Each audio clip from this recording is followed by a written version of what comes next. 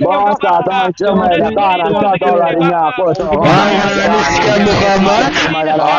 O'zing sadoy onasi xudoga gapiribsan meni. Ha Muhammed ona jonini. Jonini qabr to'shkaman. O'zini jonini banga martay o'zini jonini. To'qqigan aka qo'ygan maqotayni kasbay. Qabr to'shkaman. O'zini jonini banga martay o'zini jonini sizlab turman. Ona jonini qabriga martay bo'lsa. Ona jonini yetib o'shini martay bo'l. Baba boshqalar ishim yo'q, quruq botmang. Ona jonini qabr to'shkaman, taymoz, ona jonini banga man, taymoz, ona jonini tugattirman, taymoz, ona jonini rakimga qo'yaman, kat. Ha, ona jonini qo'yib turman, taymoz.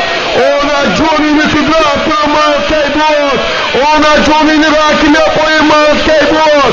Hali bahani ketidan gapirasammi? Ona jonini qabr to'shiga maskar. Ona jonini yeti boshini maskar.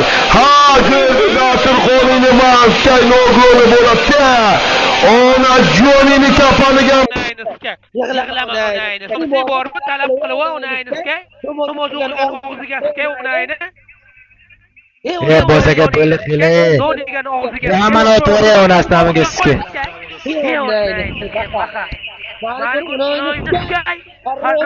Qanchirni bo'ladi julib tayini amiga skay.